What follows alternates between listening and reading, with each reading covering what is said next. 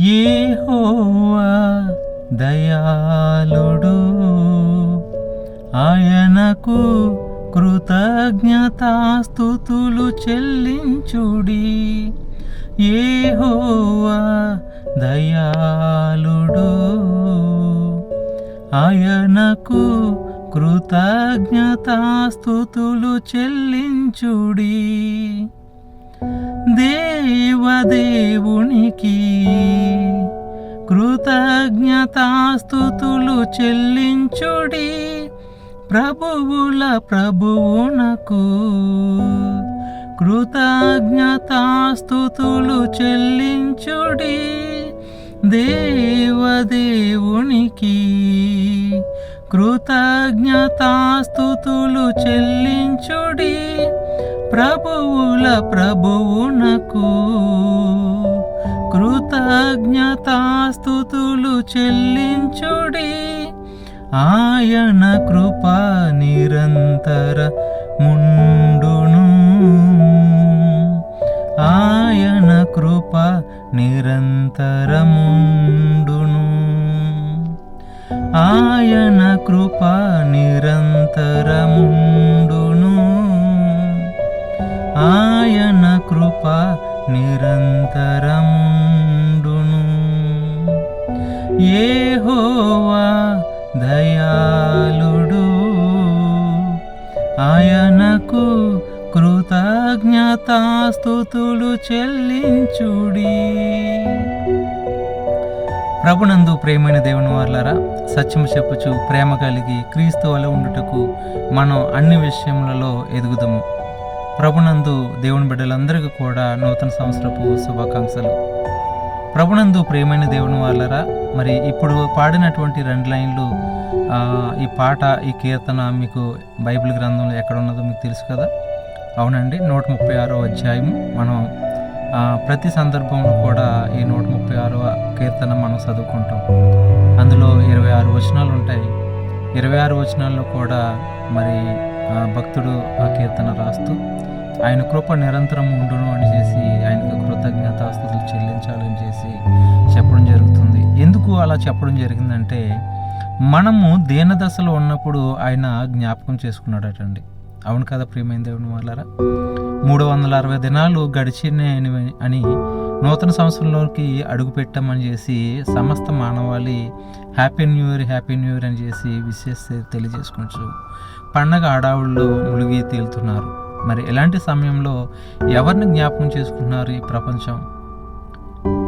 ఈ ప్రపంచం ఎవరిని జ్ఞాపకం చేసుకుంటున్నారు? ఒక సహోదరుడు మరొక సహోదరుని జ్ఞాపకం చేసుకుంటున్నాడేమో, ఒక సహోదరి మరొక సహోదరిని జ్ఞాపకం చేసుకుంటున్నారేమో, ఒక స్నేహితుడు మరొక స్నేహితుడిని జ్ఞాపకం చేసుకుంటున్నారేమో. ప్రభునందు ప్రియమైన దేవుని వాళ్ళరా, మనల్ని అందరినీ కూడా జ్ఞాపకం చేసుకుని మనకి విశేష తెలియజేసింది దేవాది దేవుడు అండి. అవునండి, ఈ నూతన సంవత్సరంలోనికి మనం అడుగు పెట్టామంటే ఎవరు జ్ఞాపకం చేసుకుంటే మనం ఇంకా ఈ దినంలో ఈ భూమి మీద జీవిస్తున్నామో ఒకసారి ఆలోచన చేయండి. ఖచ్చితంగా ఈ లోకంలో ఉన్నటువంటి మనుషులు మనల్ని జ్ఞాపకం చేసుకున్నా చేసుకోకపోయినా, మనల్ని పట్టించుకోకపోయినా, మనకి విశేష తెలియజేయకపోయినా, కానీ లోకాలను కలుగజేసినటువంటి మనకి ఊపిరినిచ్చినటువంటి దేవాది దేవుడు మనల్ని జ్ఞాపకం చేసుకున్నాడు. ప్రియమైన దేవుని వాళ్ళరా, ఆయన కోపించుచూనే ఆయన వాత్సల్యమును దినదినము మన మీద కుమ్మరిస్తున్నాడండి. భక్తుడైనటువంటి హబక్కూకు గారు కూడా మరి ఇదే మాటని ప్రస్తావిస్తూ, యెహోవా సంవత్సరములు జరుగుచుండగా నీ కార్యములు నూతనపరచుము, కోపించుచూనే మరి నీ ప్రేమను నీ వాత్సల్యమును మాకు తెలియచేయము అని చేసి భక్తుడైనటువంటి హబక్కూకు గారు కూడా మరి ప్రస్తావిస్తారు. ప్రియమైన దేవుని వాళ్ళ కాబట్టి ఈ లోకంలో ఉన్నటువంటి మనుషులు మనం జ్ఞాపకం చేసుకున్నా చేసుకోకపోయినా దేవుడు మాత్రం మనల్ని జ్ఞాపకం చేసుకున్నాడు కాబట్టే ఈ భూమి మీద ప్రాణాలతో జీవించి ఉన్నాం. మరి ఈ దినం మొదటి దినం అని చేసి సంబరాలు ఉండిపోవడం కంటే ఈ దినాన్ని ఇచ్చినటువంటి దేవుణ్ణి ఒక్కసారి జ్ఞాపకం చేసుకోండి. ఆయన రక్షణ భాగ్యాన్ని మీరు స్మరణకు తెచ్చుకోండి. కావున ఆయనకి కృతజ్ఞతాస్తుతులు చెల్లించి ఆయనకి భక్తులై జీవించండి. లోకంలో ఉన్నటువంటి మనుషులందరూ కూడా మరి లోకానికి అంతం వచ్చేస్తుంది, 2021కి వచ్చేస్తుంది, 2020కి వచ్చేస్తుంది, 25కి వచ్చేస్తుందని చేసి చెప్పుచూ వారి యొక్క అబద్ధ ప్రవచనాలు వల్లించేటటువంటి వారు చాలామంది లోకంలో కనిపిస్తూ ఉంటారు.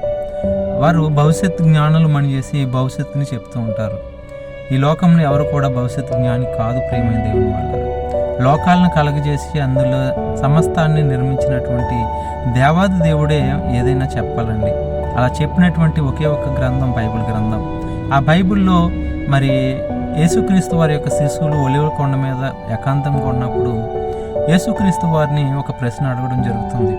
ప్రభువా, నీ రాకడకు ఈ యొక్క యుగ సమాప్తికి సూచనలు ఏమని చేసి మాకు చెప్పమనగా యేసుక్రీస్తు వారు నోరు తెరిచి ఈ విధంగా చెప్తారు. మరి నా పేరట అబద్ధమైనటువంటి మరి బోధకులు వస్తారు, నేనే క్రీస్తునని చేసి పలు మందిని మోసపరచడానికి ప్రయత్నిస్తూ ఉంటారు. కానీ మీరు మోసపోవద్దు, మీరు కలవరపడద్దు. మరి ఇవన్నీ కూడా వేదనలకు ప్రారంభమే కానీ అంతం వెంటనే రాదు. అక్కడక్కడ యుద్ధములు, భూకంపములు, కరువులు సంభవిస్తాయి. ఇవన్నీ కూడా వేదనలకు ప్రారంభం అని చేసి చెప్పాడు తప్ప కానీ ముగింపు అని మాత్రం చెప్పలేదు ప్రియమైన దేవుని వల్ల. కాబట్టి ఈ లోకము యొక్క కాలగతులు దేవుని వశంలో ఉన్నవి, అవి తెలుసుకుంటే మన పని కాదు. కాబట్టి ప్రియమైన దేవుని వల్లరా, ఈ లోకానికి అంతం ఎప్పుడు అనేది మనం చెప్పలేం, కానీ మనిషి అంతము, మన అంతం ఎప్పుడు అన్నది దేవుడు ముందుగానే చెప్పాడండి. ఒకనొక పట్టణము పోయి లాభం సంపాదించుకునిచు మరి బ్రతుకుచున్న వాళ్ళారా, మరి మీ యొక్క జీవము ఏ పాటిది?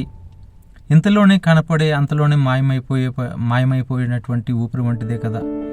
కాబట్టి మీరు ఇంతలో కనపడి అంతలో మాయమైపోయినటువంటి ఊపిరైనటువంటి మీరు మరి నా యొక్క శ్వాస నిశ్వాసాల మధ్య మీరు జీవిస్తున్నారు. కాబట్టి మీరు నా యందు మరి జ్ఞాపకం కలిగి ఉండండి, నా యందు భయభక్తులు కలిగి ఉండండి, నన్ను స్మరణకు తెచ్చుకుంటూ బ్రతకండి అని చేసి దేవుడు ఈ యొక్క నూతన సంవత్సరాన్ని మనకి ప్రసాదించాడు. ప్రియమైన దేవుని వల్ల ప్రసాదించాడండి.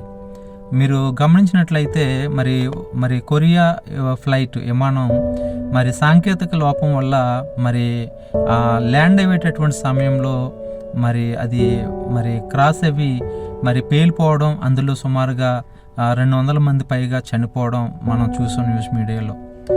ఏమండి, ఇలాగా సంవత్సరము ఎండింగ్ అవుతుంది, నూతన సంవత్సరం వస్తుంది అనేటటువంటి ఆనందం మనకున్న ఈ యొక్క ఎండింగ్లోనే ఎంతోమంది మన కళ్ళ ముందు చనిపోతున్నారు. కానీ మనం ఇంకా ఎందుకు బ్రతుకున్నామంటే ఆయన కృప మన మీద ఉందండి, ఆయన ప్రేమ మన మీద ఉంది, ఆయన వాత్సల్యత మన మీద కుమ్మరిస్తున్నాడు. కాబట్టి ఆయన మనల్ని జ్ఞాపకం చేసుకున్నాడు. కాబట్టి మనము ఇంకా ఈ భూమి మీద జీవించగలిగినాము ప్రియమైన దేవుని వల్ల. కాబట్టి మనము దీనదశలో ఉన్నప్పుడు ఒకసారి మరి 2019 సమయంలో చూసినట్లయితే అనేక మంది కరోనా బాధితులుగా చనిపోయినటువంటి వారు ఉన్నారు. భయంకరమైనటువంటి దీనదశ. అలాంటి దశలో మనల్ని కాపాడాడు, ఈ సంవత్సరం వరకు మనల్ని నడిపించాడు. ఏమండి, మరి ఈ సంవత్సరం మొదలుకొని సంవత్సరాంతం వరకు కూడా ఆయన యొక్క కృప, ఆయన యొక్క వాత్సల్యత, ఆయన యొక్క ప్రేమ, ఆయన యొక్క రక్షణ, ఆయన యొక్క భద్రత మన పై ఉండాలంటే మనం భయభక్తులు కలిగి జీవించాలి, ఆయన యొక్క మార్గంలో నడుచుకోవాలి, ఆయనకి ఇష్టలైనటువంటి బిడ్డలుగా ఈ భూమి మీద మనము జీవించాలి ప్రియమైన దేవుని వల్ల. అలా ఉంటారని చేసి మీ అందరినీ కూడా కోరుతూ మీ అందరి కొరకు కూడా ప్రార్థన చేస్తూ మరి దేవుని యొక్క నిండైనటువంటి ఆశీర్వాదాలు సంవత్సరం మొదలుకొని సంవత్సరాంతం వరకు కూడా మీ మీదను, మీ కుటుంబాల మీదను, మీ బిడ్డల మీదను, మీ బంధువు వర్గాల మీదను ఉండాలని చేసి కోరుచుంచు ఈ మాటలు ముగిస్తున్నాను. మరి ఒక్కసారి అందరికీ హ్యాపీ న్యూ ఇయర్, నూతన సంవత్సర శుభాకాంక్షలు. అదేవిధంగా కీర్తనల గ్రంథం 136 అధ్యాయము 1 నుండి మరి 26 వచనం వరకు కూడా ఉన్నట్టుగా పాటగా మలచడానికి నేను ప్రయత్నిస్తున్నాను. దేవుడు మంచి ట్యూన్ని దయచేశాడు. మరి త్వరలోనే అది రికార్డింగ్ దశకు వెళ్తుంది. రానున్న రోజుల్లో ఈ పాట ప్రజల మధ్య తీసుకురావాలని చేసి ఆశ కలిగి ఉన్నాను. కాబట్టి ఈ పాట విషయం కూడా మీ అనుదిన ప్రార్థనలో జ్ఞాపకం చేసుకోవాల్సిందిగా కోరుచున్నాను. కీర్తనల గ్రంథం 136 అధ్యాయము 1 నుండి 26 వచనం వరకు పూర్తి సాంగు త్వరలోనే మీ మధ్యకి రాబోతుంది. God bless you. అందరూ ప్రార్థించండి.